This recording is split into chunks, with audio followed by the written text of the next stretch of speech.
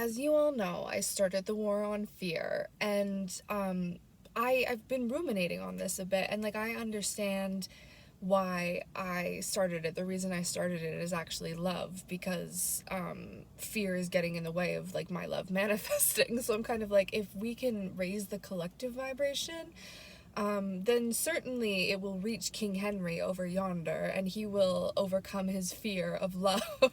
And we'll be able to come together and create a happy, fruitful family. So just know that if you wake up and you live life with a lion heart, you are voting for love.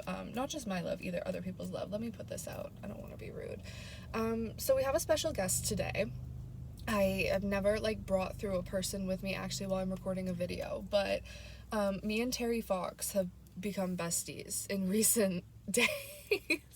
And I'm actually like, I'm a bit worried that maybe a few of you, probably too many of you, won't know who Terry Fox is. Like, if you're not Canadian, you're not even gonna know. But Terry is, so he died like years before I was ever born, but I wanted to show you a photo of him. Very handsome young man. Where are you, Terry? Images. I was looking up his birth chart because I need to talk about that. Oh, here he is. Champion of the Marathon of Hope. So if you grew up in Canada in like the late 90s or early 2000s, you almost certainly did some sort of Terry Fox run at some point. And that's just basically, it's like to raise money for cancer research, because that is how Terry died. What is this person doing? Oh, there's a person walking by. Anyways, so he died of cancer. So his whole story is when he was 18 years old. Like, he's just like a super cute, like athletic guy from Winnipeg. And I think when he was like 18, he got injured, like playing sports or whatever. He got like a knee injury. And as far as I know, I don't think he ever went and got it checked out. And then like the pain just kind of never went away. And then he went to the hospital about it. And it turns out he had bone cancer, some sort of one that starts around the knee. So anyways, so this was in the late 70s. Yeah, late 70s. So my parents would have been little at this point. And so Terry finds out he has cancer, and then he has to have his leg amputated because, you know, like there hasn't been enough like research done, whatever, to like really do much more for him. But instead of just like giving up, like, you know, and just playing the victim, you know what this man does? He starts the Marathon of Hope. And so he goes from like I think the furthest east you can go in Canada, if I need to fact check myself here, but I know his plan was to run like the entire span of Canada, and he did not complete his mission because he passed away beforehand, sadly. But he did do like over 3,500 kilometers, which is commendable for a young man with one leg. And so, obviously, like I said, like in school, we did Terry Fox runs like every year. And I'm pretty sure they still do them to this day, like to raise money again for cancer research. But like, so yes, that is part of what Terry was doing, but also there's so much more to it that is just like, it's being lost. And I'm like, Terry didn't die for this. So I'm bringing back Angels Among Us because I really need to talk about him and just his story, because it's so inspiring. And I want people to really, like, maybe if they don't know it, first of all, like, welcome to the world of Canadian heroes. And if they do know it, maybe just take another look at like what he was really doing, and like ask yourself, like, how can I be more like Terry Fox? Because certainly an Angel Among Us, like totally Christ consciousness. So where do I even want to start with this? Just so sweet, like kindred spirit. Okay, first of all, there are a few reasons why I think he's come around. Why I think he's come around right now. I was reading on the Terry Fox Foundation website. Let me find this.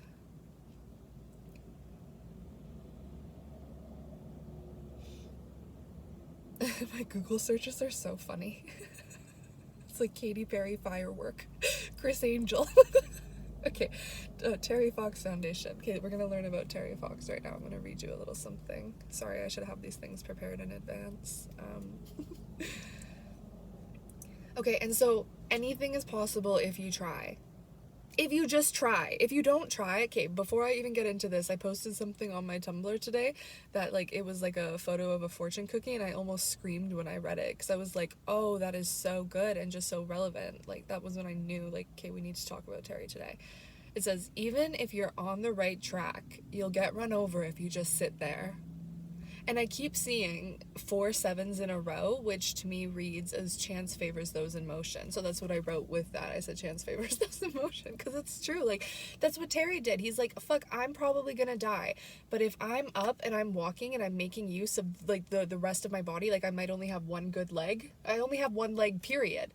And then he had, like, a fake leg or whatever. And he ran across the country on that, doing, like, more kilometers than most people walk in, like, a month in a single day. Like, he was really, like, dedicated to the purpose. Okay, so let me read you his story. So Terry's personal experience and research led him to a simple conclusion. More money was needed for cancer research. And so, in the modest but motivated style that would prove to be his trademark, Terry started training and planning for his cross-Canada run to raise funds for cancer research.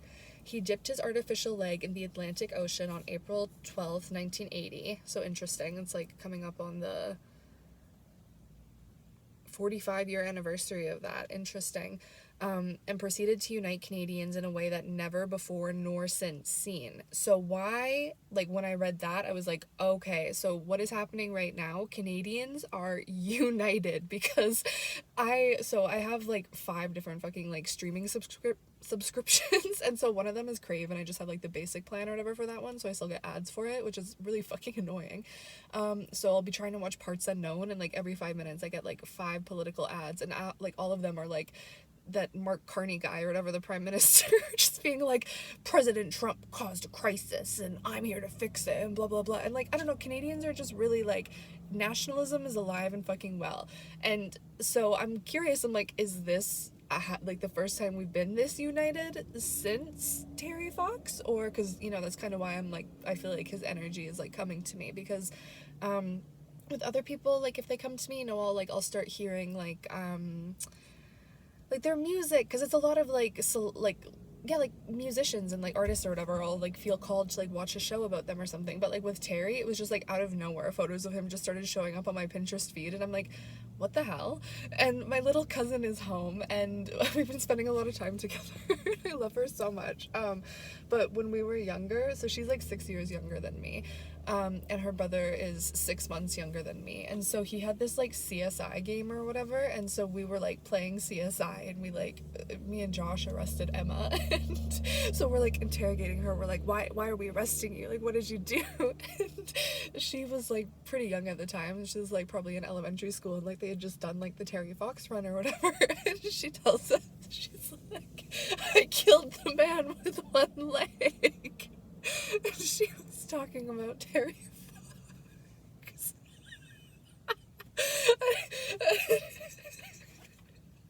I love that we're such good friends as grown-ups now, and, like, she, like, works for me. Because there's so many things that, like, either I actually remember, like, they just come back to me, or, like, she can remind me of, like, from our childhood. And we can, like, laugh about them together as adults. Like, her older brother, like, we spent so much time together. Like, we were basically, like, siblings when we were little. And one time, like, he used to bite me all the time, and one day I bit him back, and he never bit me again after that. We're both Scorpio Mars, I found out. I think that's hilarious. Anyways, okay, so let me finish reading this about Terry, and then I'll get into the astrology of all of this. The only thing that could have stopped Terry from reaching the Pacific Ocean did. Cancer returned in his lungs, and he was forced to stop on September 1st, 1980, after having run 5,373 kilometers. Crazy. 18-year-old Terry Fox of Port Coquitlam, BC, never saw himself as remarkable. Granted, he displayed an unusual determination to achieve the goals he set for himself, but his orbit was local. Family, school, sports, and friends. But Terry's cancer diagnosis of osteogenic sarcoma just above the knee, the subsequent amputation of his leg, and experience in the cancer wards changed all that. A newly nurtured reservoir of compassion combined with a fierce determination to bring an end to the suffering cancer causes set Terry on a path that quite simply changed the world.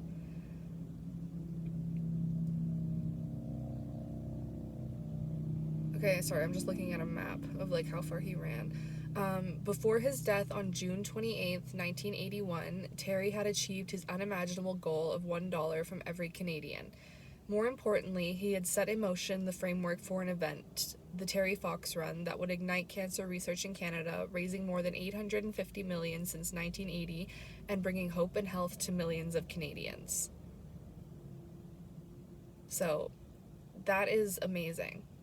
And so, you know, like I said, to know that like a single person's efforts raised that much money for cancer research. Like, imagine if everyone had their own sort of mission. Like, I have, I don't know, like 7,000 followers or whatever on Tumblr, and like sometimes I'll joke, like, if everyone just gave me $1, like, you know, it's like it's nothing to you, but like think about what that could do for me.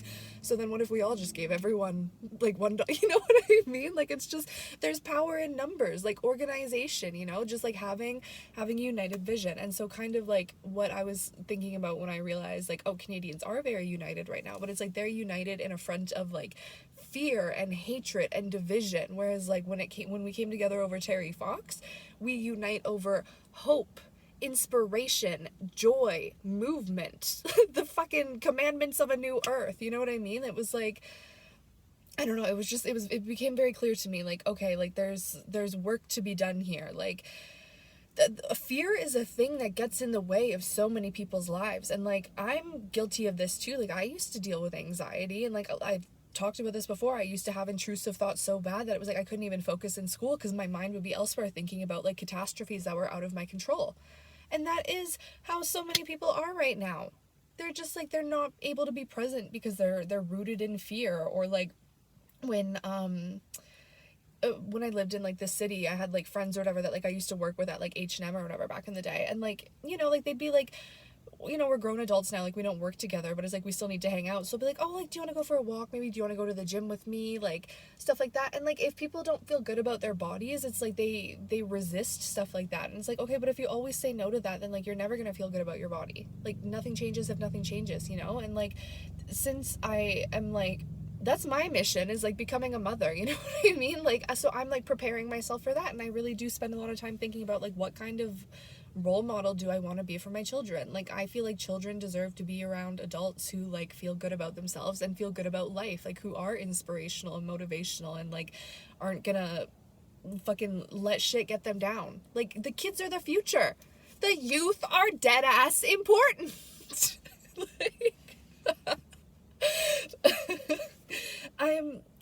I don't know. Okay, so let's get into the astrology of me and Terry Fox, because when I started the War on Fear, again, this is like I want love. I want people to not be afraid to go after what they love, what they want, what they picture for the future, what their higher self is calling them towards. Like, be not afraid of that vision of your highest self, you know? But it's like, it's very easy to be afraid of that because it's probably a lot different from who you are right now. Like, who I am right now is not who I was 3 years ago.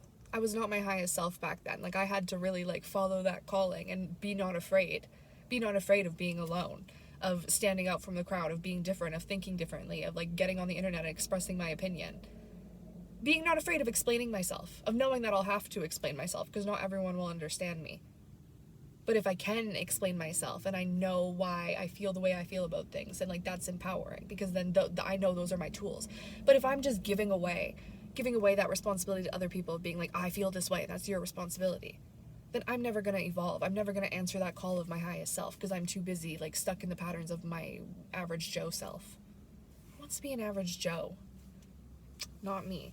Okay, so the astrology of this. So the War on Fear, again, like I felt, because I was battling fear for a while there too. Like, I was letting fear win. I was like, I'm not being my best self because I just have so much anxiety or like doubt. Like, I wasn't believing. And then I just felt this courageous lion heart come over me. And I thought it was Winston Churchill. I haven't looked at his astrology, but he has this speech that's really good that I need to make a whole video about. And I was just really tapped into that. But then like Terry Fox started showing up, and then I've been around my little cousin a lot. So yeah, I really feel that to be like what he had his marathon of hope, right? And so he's a bit more like gentle. His birth chart is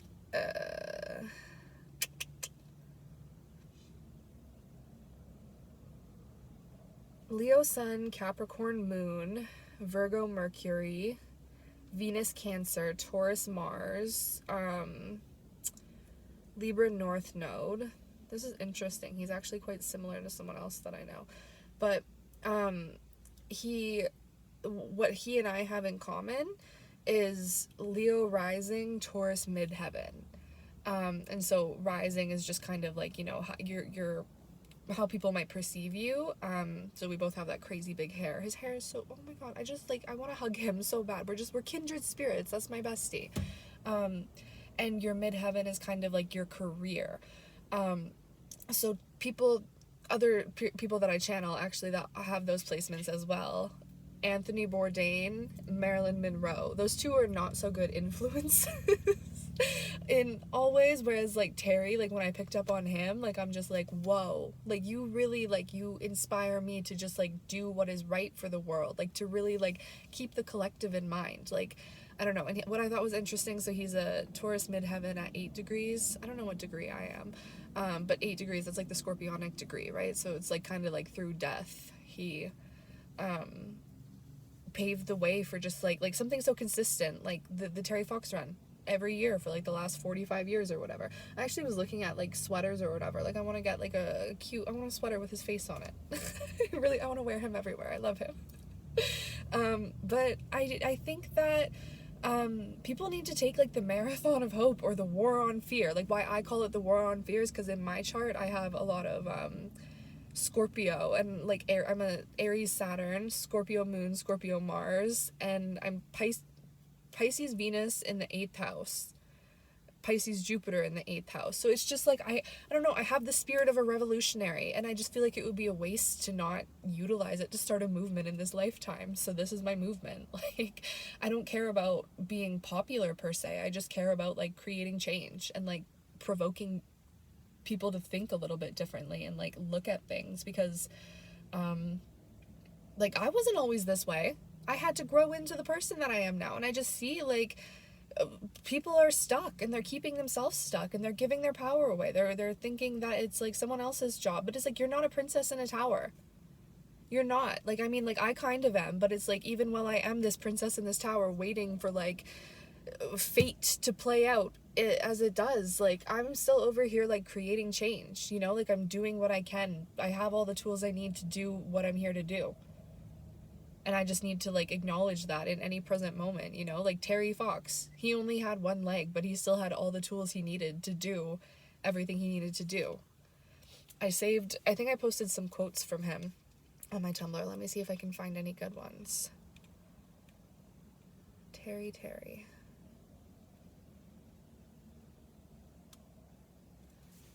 Like, truly an angel among us. There's no one doing it like him. Like, he's just so inspiring. I don't know. Like, he says, I just wish people would realize that I'm gonna cry reading this. Like, anything is possible if you try. Dreams are made possible if you try. And what is trying? Being conscious, being present, right? So when Yoda says like do or do not, there is no try, right? Like that's kind of him taking Terry's message to an extreme, being like, look, like, are you with me or not? Because that's what I tell people. Like, you know, if someone says to me like, I'm gonna try to do this, I'm gonna try to do that, I just look at them, I'm like, can you let me know?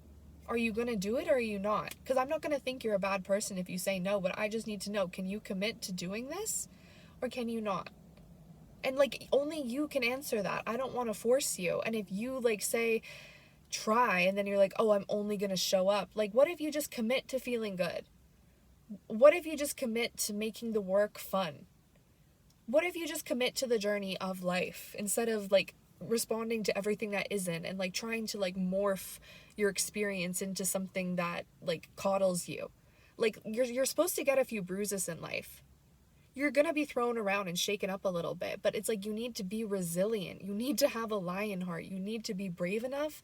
If you are a grown person, like children need to be protected. We really do need to protect children. But that's the thing. If we protect children and we raise them to be strong and resilient, then we have a world full of strong and resilient and brave and inspiring, creative adults who feel safe to express themselves. But it's like right now we have a world full of people who grew up watching Caillou. I thought this one was so good too. He said, I believe in miracles. I have to. I have no choice but to believe that, like, what God has shown me is possible because he has shown it to me. So Terry Fox believed in a world where people could be united over a common cause that was not fear. It is hope. I believe in that too. I really do. And like maybe it's in 3008, but I see it. And like if all I can do is be my best self and show up in this world and I'm trying to spark people, you know? It's like anyone who is open to inspiration can catch my spark. But like even like my mom has complained to me before, like I feel like a background character in my own life. And I'm just like, okay, well, like what are your sources of inspiration? And she's like, I don't know. That's your first problem. Like you need to seek inspiration, and it doesn't need to be from other people. Like you don't want to just like look at who made the most money doing this. Like seek inspiration from nature. Listen to the trees, listen to the universe, listen to your motherfucking heart. Listen to your heart, for real. And what else did he say? Terry, he says, even if I don't finish, we need others to continue. It's got to keep going without me. And I think those were some of his last words. And honestly, the other night I was like crying over that because I was saying to myself, like, I was saying to Terry, like, I've got you. Like, maybe I'm not out there like running like a marathon of football. Actually, one thing I do want to commit to though is every day in May I want to walk 10,000 steps, because if Terry can run 3,500 kilometers with one leg, I mean, I'm in great shape, but I want to stay in great shape. So I just feel like committing to walking 10,000 steps, like that's a really good way to do that. So anyways, that's my plan. And yeah, I promised Terry that I'm going to keep on hoping. I will not let hope die. In myself, first of all, but it's just like in anyone else, you know, like even the little interactions I get to have with people. I really try to like check in with them and like just leave little nuggets of wisdom with them. So if they're receptive to it, they can take it. And if they're not, then maybe it'll be like a delayed reaction sort of thing, and it'll hit them later. I have things like that, you know, it's like there were maybe like songs that I had on repeat in certain eras of my life, and then I'll go back and listen to them and I'll like hear a lyric that I'd like never heard before, and I'm like, oh, this allows me to like see the world so differently now. But yeah, you just need to be open to diversifying your bonds is what I'm hearing. So yeah, do things a little bit differently. I don't know, shake it up a little bit, and take care of you, because we need you out here. I need you fighting the war on fear with me. And it starts with you. And once you conquer fear, like I caught myself falling victim to fear the other day. Like, and actually it was so like the way, because I'm so accustomed to peace now, right? But then like when I felt it in my body, like it was such like a nasty, icky feeling. And I had gone on like 3 walks that day. You know, I had a really good day. I did like 12,000 steps, like fucking sister slay. And just like I felt so negative and like yucky after, and I was like, oh, I don't like this. So then I like kind of promised to myself, like, okay, I'm not going to put myself in a situation where it's like I can make myself afraid, I guess. I don't know. Like it was like a moment of weakness. Your faith was strong, but you needed proof type shit, you know? And I'm better than that. I have faith that everything is always conspiring in my favor. And just like Terry Fox, I am an angel among us. And you can be too if you choose to live consciously. So we hope to see you on this side. Bye, guys.